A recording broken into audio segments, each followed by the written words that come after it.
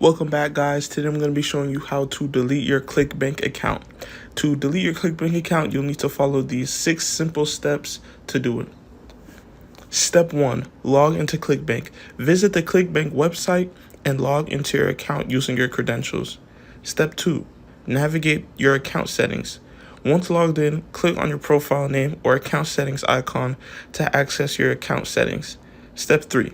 Find account deletion option. Look for an option such as close account, delete account, or similar phrasing. This option is typically found under account settings or security settings.